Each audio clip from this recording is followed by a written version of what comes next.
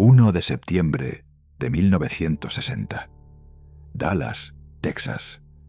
Un recién nacido llora por primera vez en una sala blanca del Parkland Memorial Hospital. 15 días después, ese mismo bebé saldrá por una puerta trasera en brazos del hombre más famoso de América Latina. Nadie en ese pasillo sabe que ese niño no volverá a ver a su madre biológica. Nadie imagina que ese viaje marcará el inicio de una maldición familiar que costará vidas, fortunas y silencios.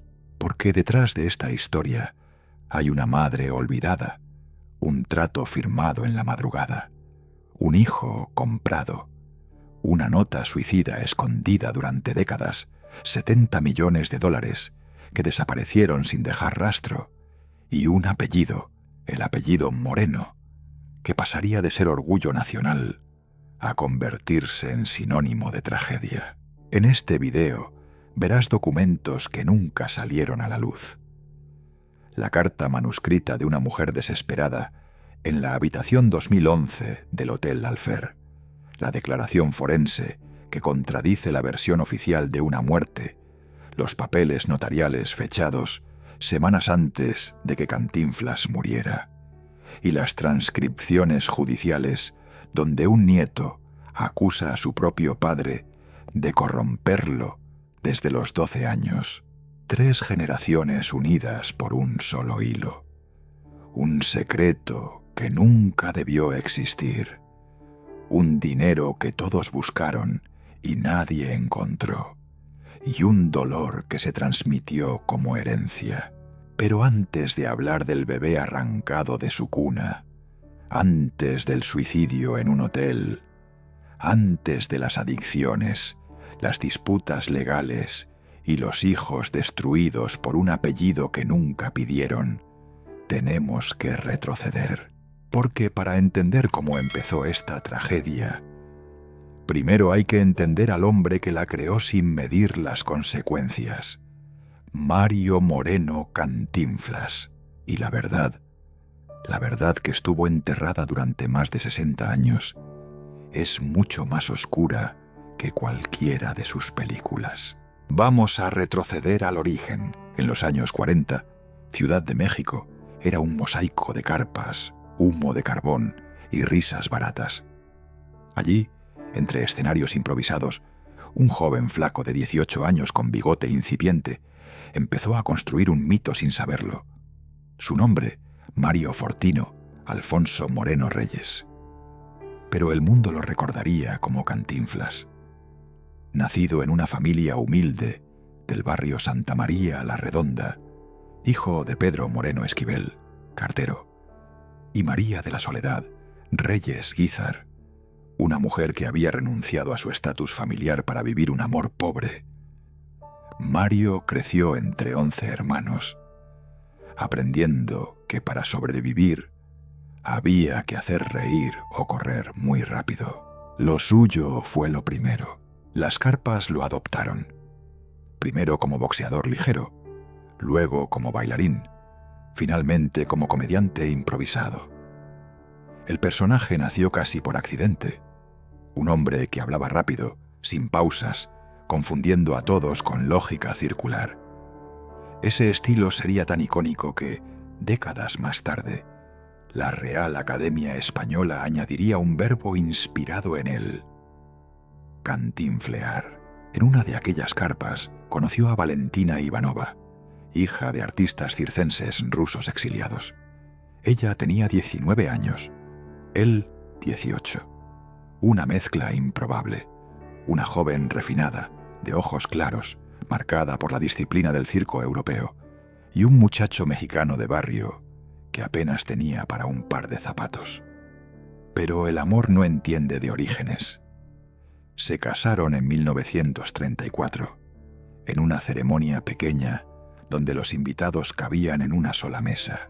Ese matrimonio, aparentemente sencillo, sobreviviría 32 años, atravesando pobreza, riqueza, aplausos planetarios y una herida que nunca cicatrizó: la infertilidad.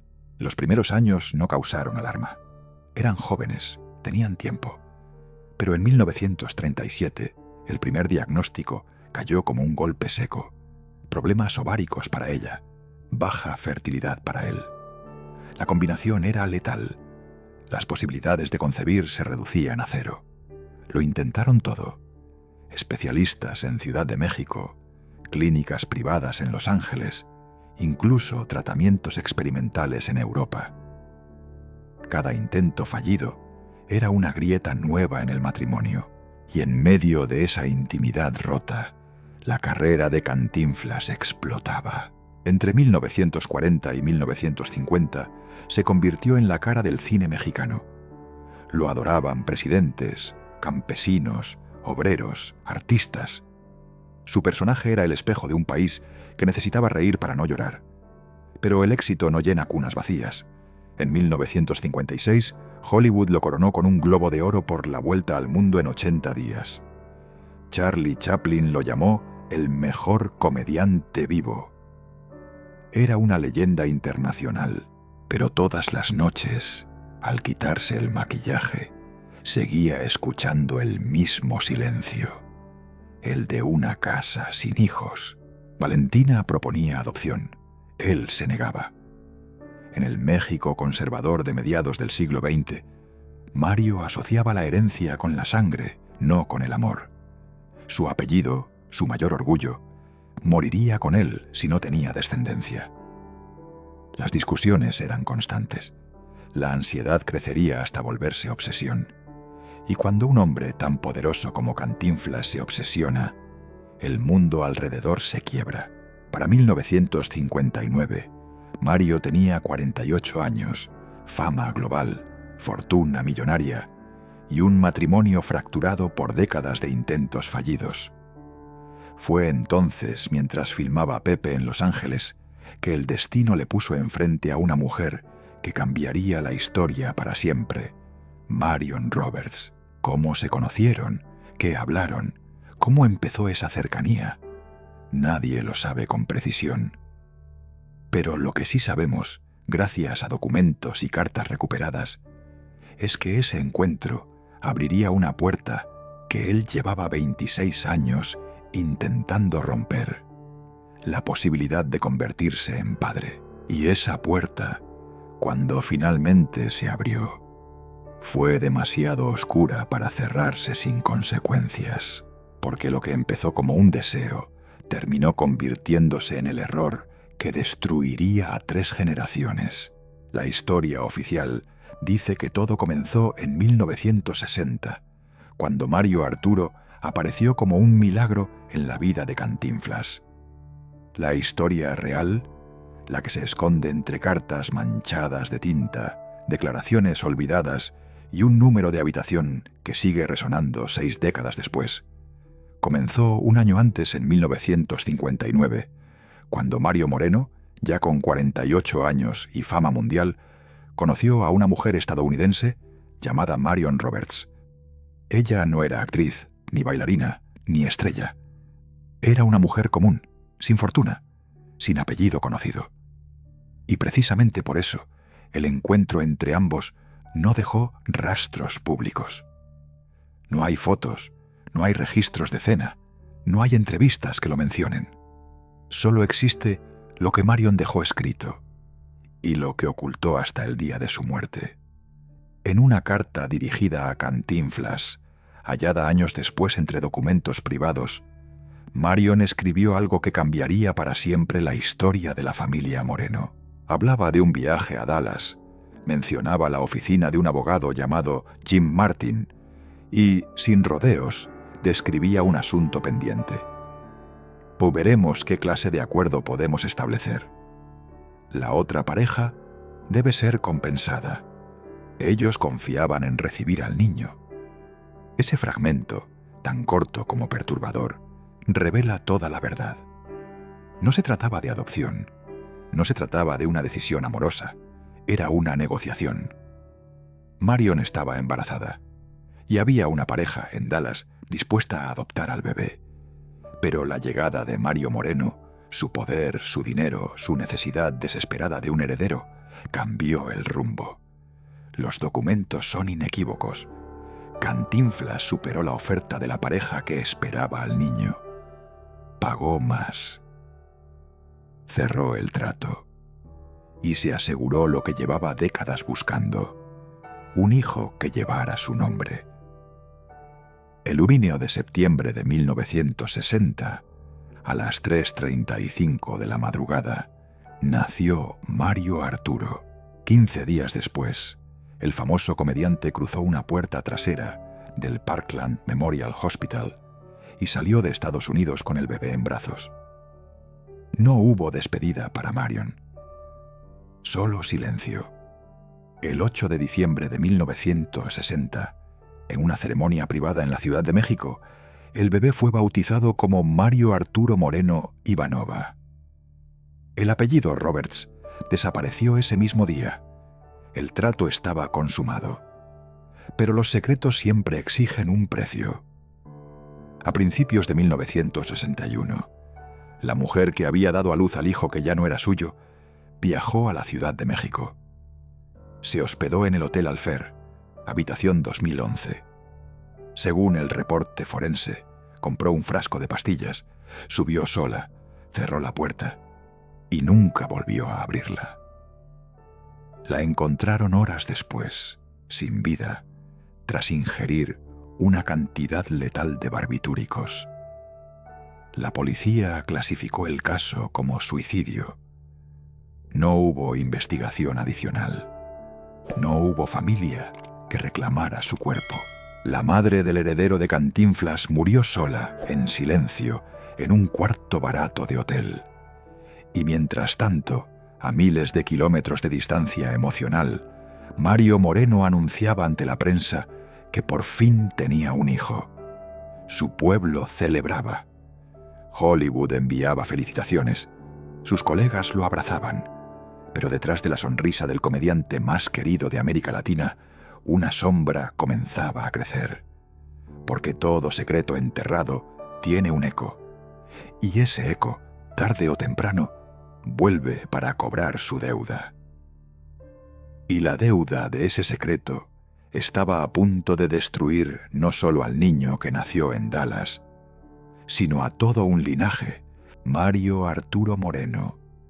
Ivanova creció rodeado de lujos, pero con un vacío que nadie veía. Era el hijo del hombre más famoso de México, pero también era el niño que nació de un secreto. Y los secretos siempre reclaman su precio. Su vida empezó a quebrarse temprano. Febrero de 1966, su madre adoptiva, Valentina Ivanova, comenzó a sufrir dolores abdominales que terminaron en un diagnóstico devastador: cáncer ovárico avanzado, estadio 3. En cuestión de meses, Valentina, la única figura materna que Mario Arturo conocía, se consumió entre tratamientos inútiles, pérdida de peso y noches enteras de agonía. El 19 de agosto de 1966, Valentina murió con apenas 51 años. Mario Arturo tenía 5 años. Ese día cambió toda su vida. Miles asistieron al velorio, pero ninguno de esos desconocidos podía llenar el hueco que dejó la muerte de su madre. Cantinflas, roto pero incapaz de demostrarlo, intentó compensar la ausencia con regalos: juguetes importados, bicicletas, viajes. Pero el cariño no se compra y la presencia no se sustituye. Así nació el primer agujero emocional en el niño. Cantinflas trabajaba sin parar: rodajes, giras, entrevistas, reuniones. Mario Arturo aprendió muy temprano algo cruel. Su padre pertenecía más al público que a él. Psicólogos privados recomendaron que Mario Arturo recibiera más atención emocional. Cantinflas escuchó, pero no cambió nada.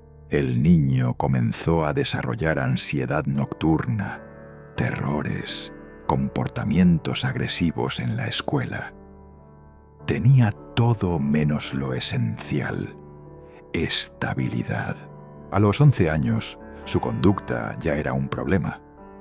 A los 16, Cantinflas lo mandó a un internado en California, convencido de que la educación americana abriría puertas. En realidad, necesitaba distancia. El adolescente, solo en un país extraño, encontró compañía en lo peor: alcohol, marihuana, luego cocaína. Una pastilla para dormir, otra para despertar. Un ritmo que, con el tiempo, definiría su vida adulta. Cuando regresó a México, con 19 años, ya era adicto. Su primo, Eduardo Moreno Laparade, lo describió así: volvió con todas las adicciones posibles. Cantinflas pagó clínicas, rehabilitaciones, terapias, pero no estuvo presente. Y sin presencia, la recuperación era imposible. Entre centros de desintoxicación y recaídas constantes, Mario Arturo vivió una juventud borrosa, hasta que, el 20 de abril de 1993, la tragedia original golpeó de nuevo. A las 2:38 p.m., en el Hospital Ángeles del Pedregal, Cantinflas murió por un infarto masivo, agravado por un cáncer pulmonar que nadie sabía que tenía. Mario Arturo llegó a tiempo para escucharlo decir: «Cuida lo que te dejo, no lo desperdicies». Pero esas palabras eran una condena, porque lo que le dejó no era solo dinero, era un secreto, una herida, un legado roto. 2 semanas después del funeral comenzó el proceso del testamento. Mario Arturo fue declarado heredero universal. La prensa hablaba de $70 millones, propiedades en Acapulco, ranchos, cuentas en el extranjero, regalías cinematográficas. Por primera vez en su vida, Mario Arturo sintió que tenía control, pero ese control duró minutos. Cuando acudió al banco Banamex para acceder a la cuenta principal, el ejecutivo le dijo: «Señor Moreno, aquí solo hay 13.247 pesos. Ni dólares, ni millones, ni fortuna, nada». Así comenzó la guerra por la herencia. Una guerra que consumiría 21 años de su vida y que, irónicamente, lo destruiría del mismo modo que él estaba destruyendo a sus propios hijos. Mientras peleaba en tribunales, Mario Arturo también peleaba con sí mismo, sus adicciones, sus demonios, su culpa. Lo que empezó en la infancia como abandono se transformó en un patrón oscuro que él repetiría con violencia: alcohol, drogas, desapariciones, noches de locura. Y luego, el golpe más cruel que define esta parte de la historia: el niño que Cantinflas sostuvo en brazos saliendo por una puerta trasera en 1960, se estaba convirtiendo en el hombre que introduciría a sus propios hijos en el mismo abismo que lo consumió a él. Pero la verdadera tragedia, la que rompería 3 generaciones, estaba a punto de empezar. Cuando Cantinflas murió el 20 de abril de 1993, México entero lloró a su ídolo. Pero mientras el país encendía veladoras, en una oficina silenciosa del sur de la Ciudad de México, un abogado abrió un sobre sellado que contenía el detonante de una guerra que duraría 2 décadas. El testamento era claro: Mario Arturo sería heredero universal. Propiedades, regalías, cuentas, inversiones. El tesoro de una leyenda. Pero la ilusión duró menos que un suspiro. Días después del funeral, Mario Arturo llegó al Banamex de Avenida Universidad, con la seguridad de un hombre que creía tener el mundo en las manos. Entregó los documentos, esperó. El ejecutivo regresó con una expresión que presagiaba tragedia. «Señor, en esta cuenta hay 13.247 pesos. 13.000 pesos. unos cientos de dólares. La cuenta principal del comediante mejor pagado de América Latina. Mario Arturo sintió que el aire desaparecía. Revisaron otra cuenta, luego otra. España, casi vacía. Estados Unidos, vacía. Inglaterra, vacía. Islas Caimán, migajas. De los 70 millones de dólares que la prensa estimaba, no había rastro. Y entonces, en medio del desconcierto, surgió un enemigo inesperado. Eduardo Moreno Laparade, sobrino de Cantinflas, apareció con un documento notarial fechado el 20 de marzo de 1993, apenas un mes antes de la muerte del actor. El documento, certificado, firmado y testificado, afirmaba que Cantinflas le había cedido los derechos de 39 películas, las más valiosas, las que generaban regalías millonarias. El documento era devastador y perfectamente legal, a menos que fuera falso. Mario Arturo gritó fraude. Dijo que su padre estaba enfermo, medicado, sin capacidad para firmar. Eduardo respondió mostrando un certificado médico que decía exactamente lo contrario. Consciente, orientado, capaz. Comenzó la tormenta. Los primeros juicios favorecieron a Mario Arturo. Las apelaciones favorecieron a Eduardo. Los peritajes caligráficos se contradecían entre sí.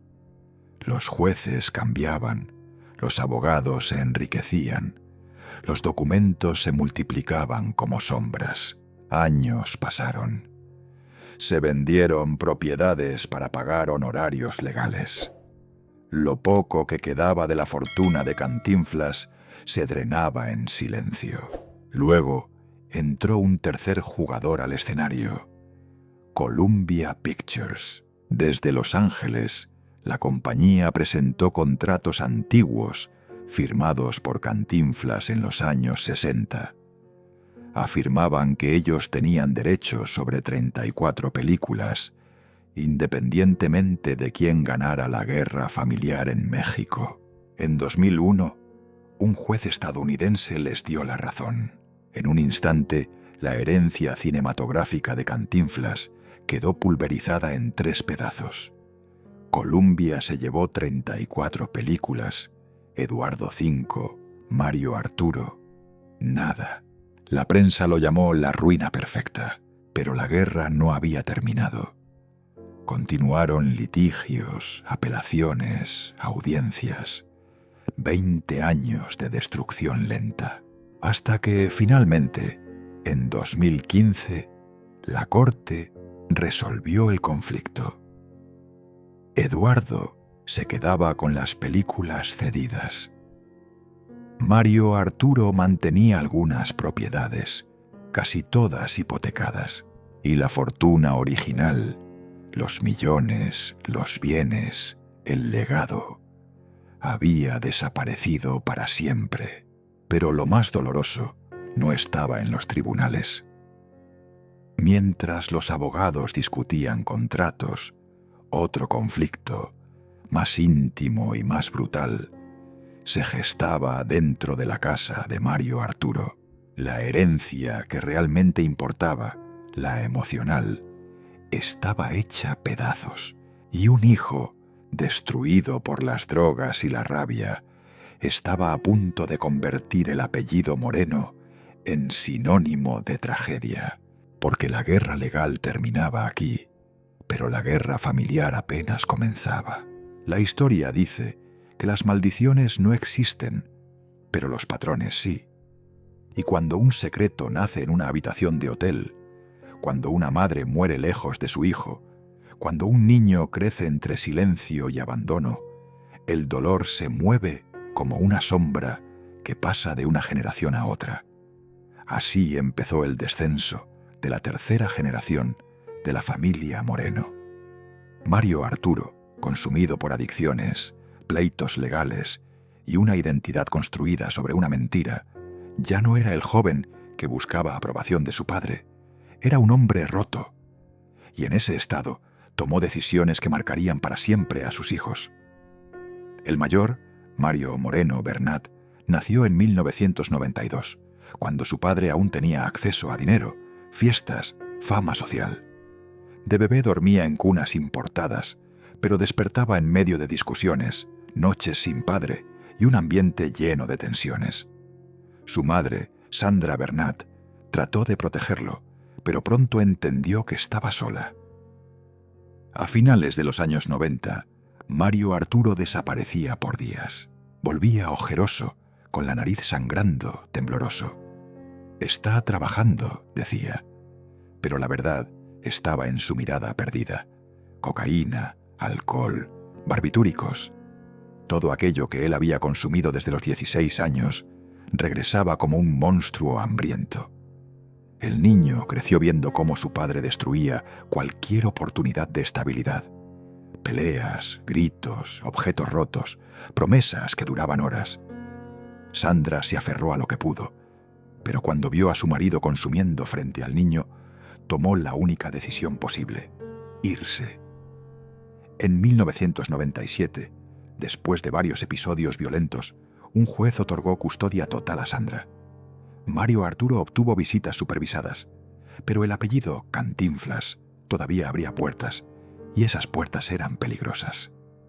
Porque en 2006, cuando Mario Bernat tenía apenas 14 años, comenzó el horror, que después declararía ante las autoridades.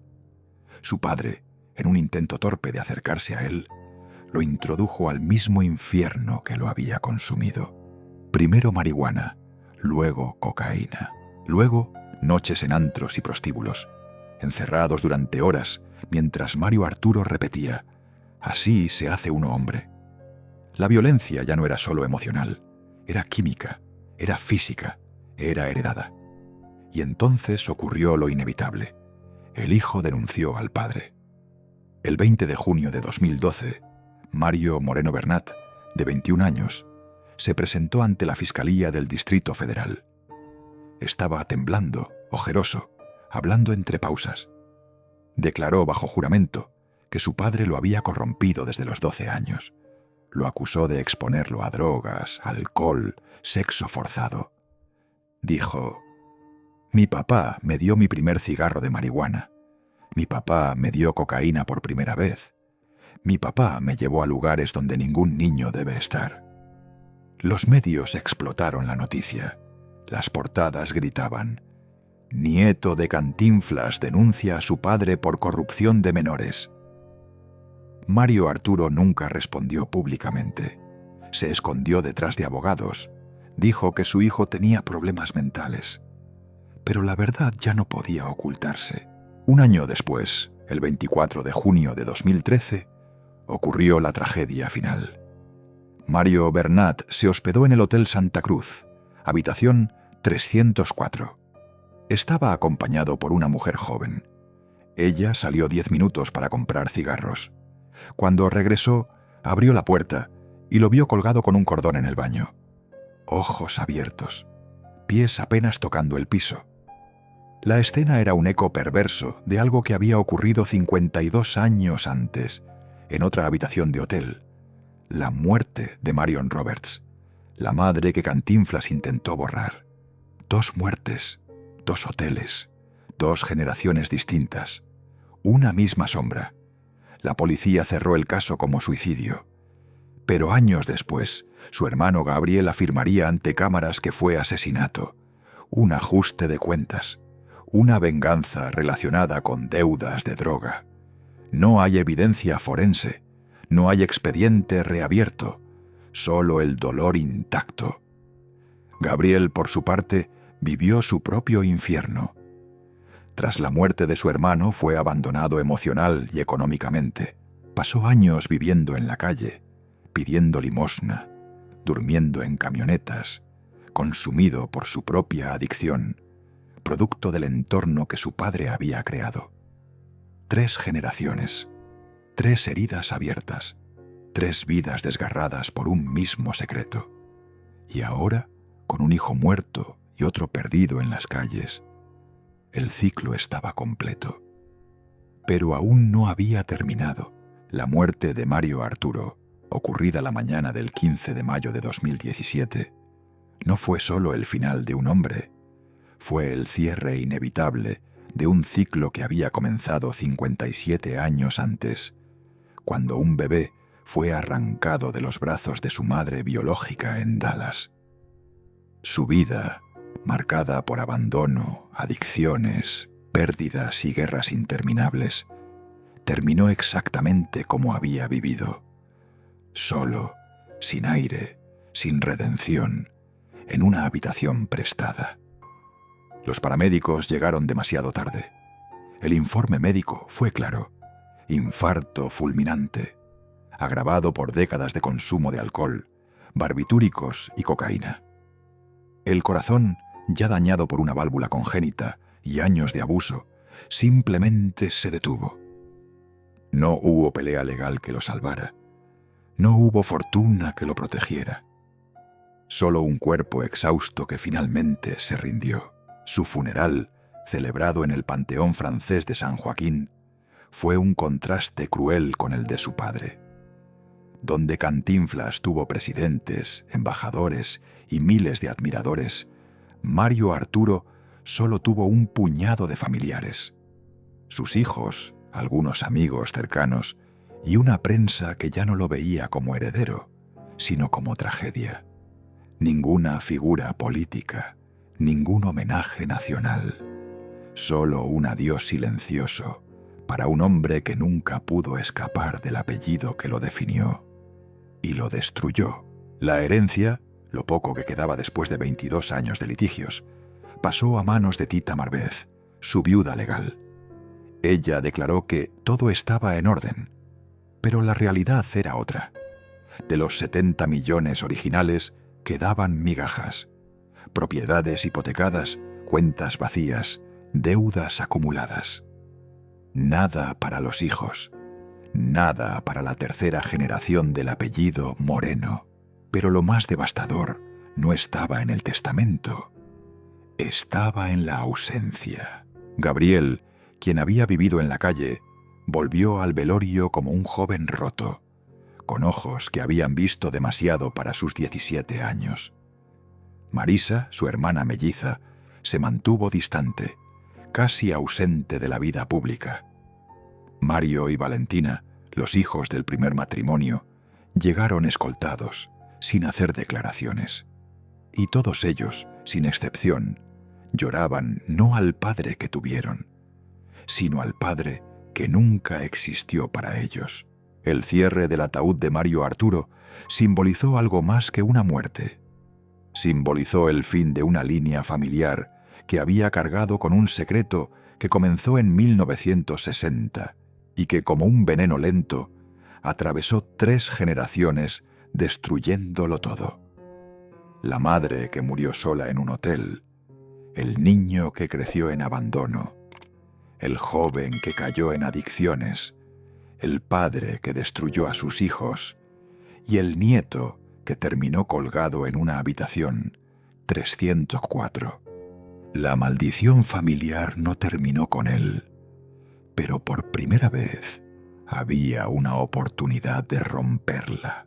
Porque, mientras el cuerpo de Mario Arturo era cremado, uno de sus hijos, el más golpeado, el más perdido, el más improbable de todos, estaba a punto de intentar lo que nadie antes había logrado: buscar ayuda, enfrentar sus demonios y pelear por una vida distinta. Era el comienzo de algo que esta familia nunca había tenido: una posibilidad de reparación. Y esa posibilidad, frágil pero real, tendría un nombre: Gabriel. Hay historias que terminan en un ataúd, otras en una nota suicida. La de los Moreno, en cambio, termina en un silencio que costó vidas, fortunas y 3 generaciones marcadas por el mismo dolor. Cuando las cenizas de Mario Arturo fueron depositadas en el Panteón francés de San Joaquín, No hubo discursos oficiales ni homenajes del Estado. Solo un murmullo entre familiares rotos. Preguntas sin respuesta. Culpas que nadie sabía cómo nombrar. Afuera, el mundo recordaba a Cantinflas con risas. Adentro, su linaje enfrentaba los escombros que quedaron cuando las cámaras se apagaron. Porque esta no es una historia sobre cine. Es una historia sobre lo que ocurre cuando un secreto se mantiene vivo durante demasiado tiempo. Un bebé sacado del hospital a los 15 días. Una madre muerta en un hotel. Una esposa devorada por el cáncer. Un hijo arrastrado a las adicciones. Un nieto colgado en la habitación 304. Y otro nieto durmiendo años en la calle, solo, con la sangre de Cantinflas en las venas y nada más. Ese es el verdadero cierre de esta tragedia. La pregunta, entonces, no es por qué ocurrió, sino qué quedó después. Lo que quedó fue Gabriel, un muchacho que caminaba descalzo por avenidas de Acapulco, pidiendo monedas para comer, rogando por un lugar donde dormir. Un joven que vio morir a su hermano, que vio a su madre perder la esperanza, que creció viendo a su padre consumir hasta desaparecer. Un joven que, por años, también estuvo a punto de apagar su propia vida, pero algo en él, no la fortuna, no la fama, no el apellido, sobrevivió. Un resto de dignidad, un hilo delgado de amor propio, una pequeña chispa que contra cualquier lógica no se extinguió. En 2024, después de una sobredosis que casi lo mata, Gabriel fue llevado a la clínica de rehabilitación de Julio César Chávez en Culiacán. Nadie apostaba por él, nadie creía en él, pero él sí. Por primera vez, él sí. Un año después salió limpio. Y lo más sorprendente no es su sobriedad, es la forma en que habla de su familia. No con odio, no con vergüenza, con comprensión. Mi abuelo fue grande en pantalla, pero un hombre imperfecto en casa. Mi padre sufrió, y nosotros sufrimos por él. Pero yo no voy a repetir esa historia. Hoy trabaja en un hotel modesto de Acapulco. Gana lo justo para vivir. Acude 3 veces por semana a Narcóticos Anónimos. Tiene novia. Planea tener hijos. Y ha dicho algo que ningún moreno había dicho antes. Quiero ser el primero en romper la cadena. Y tal vez, solo tal vez, allí esté la clave. En aceptar que los errores no se borran, que las heridas no desaparecen, pero que siempre existe un punto donde alguien puede decir basta. No sabemos si Gabriel lo logrará. No sabemos si la sombra de su apellido lo alcanzará de nuevo. Lo único cierto es que hoy existe una posibilidad real de que la historia cambie de rumbo, porque una maldición no se rompe con dinero, ni con fama, ni con herencias. Se rompe con verdad. La misma verdad que Cantinflas ocultó, que su hijo negó, que su nieto murió sin comprender, y que ahora finalmente alguien se atreve a decir en voz alta. Aquí termina esta historia, pero el futuro, por primera vez, le pertenece a alguien que no quiere repetirla.